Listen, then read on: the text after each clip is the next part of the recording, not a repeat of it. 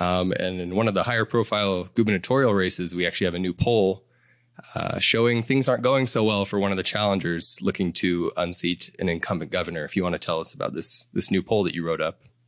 Yeah, this is one of those key races that we're following, right? As far as gun policy goes, there, we've talked a little bit about how people generally have stopped paying close attention to gun politics as we head into the election season here, as the election actually draws nearer. But there are a few races where it's likely to be a deciding factor, or at least one of the big deciding factors. And the Texas gubernatorial election is absolutely one of those races, because you have, on the one hand, an incumbent Republican governor who has signed a bunch of pro-gun reforms, including permitless concealed carry in the state this year, or just recently. I forget if it was this year or last year, but either way, very pro-gun in terms of his record, who has essentially stood by that and refused to institute new gun restrictions even after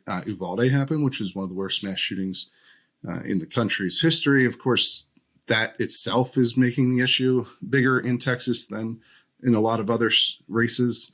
And then on the other side of the coin, you also have Beto O'Rourke, who's the Democratic nominee and is very well known for his call to confiscate AR-15s and AK-47s. He famously said, "Hell yes, we want to take your AR-15s and AK-47s." So there's no real nuance on this issue. Beto has, of course, flip-flopped a little bit on that, but his current position is still that he doesn't believe anyone should be allowed to own those firearms. They're obviously very popular. There's 24.4 million AR-15s and AK-47s and similar guns in the country, according to the National Shooting Sports Foundation.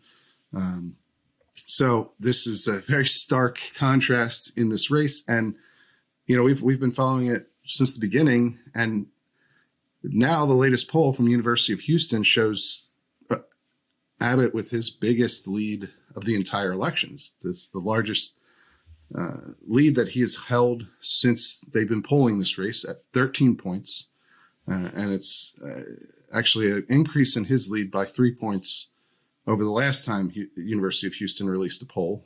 And now the Real Clear Politics average of polls has Abbott with a lead of 9.2%. So that also is right up there with his largest leads of the entire race. So as things close, the gap is actually widening. Yeah, it's definitely not what you're looking for if you're hoping to unseat an incumbent, is this close to election day, having the momentum going the opposite direction. It certainly makes it a little bit tougher it was always sort of a long shot because, Texas, for all the talk about it possibly being blue every year, it's still a red state. You're still talking about an incumbent governor. So it was always going to be a tough uphill battle. But certainly this is not something that Beto O'Rourke wants to see heading this close to the election, particularly as he's running a pretty aggressive campaign, as you pointed out, especially on guns. Yeah, and he's stuck with that message even into the very closing days of the race here. His last ad talks about Uvalde and Abbott's failures there, and he's still pushing that in his stump speeches and his social media messaging. The gun component is a big part of his campaign. There's no denying that, I think. You're not necessarily seeing that in a lot of other races. There are a few other ones, of course, which we've covered and will continue to talk about as we get closer to election day. But this is certainly one of those key races, one of those bellwether races for gun policy in the United States. If Beto not only doesn't win, but gets blown out, that's going to have repercussions, I think, moving forward for Democrats on this issue all over the country. Yeah, you would think at least rhetorically, because as you said, he's pretty hardline about his approach, because I don't think we'll see them do a complete 180 on their approach to guns, but certainly I would think they would soften their approach to the issue going forward. Right. And certainly you'll likely see a lot of arguments that rely on the idea that this election was not about guns nationally, so we can't draw too much from. I'm sure that would be the message from a lot of gun control advocates if Beto does get blown out, if Republicans have a lot of success in this election generally.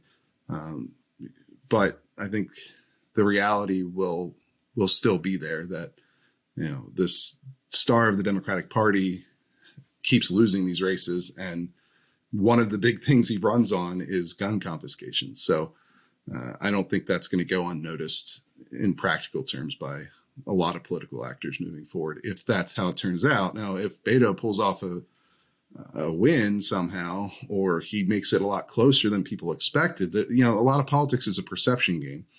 So even if he loses by 5 points or 4 points, that's going to be a huge swing from what the perception is right now, given the polling numbers. And so, that could soften the blow of him losing on, as far as the takeaway for gun policy. But if he gets blown out, I think that's going to say a lot.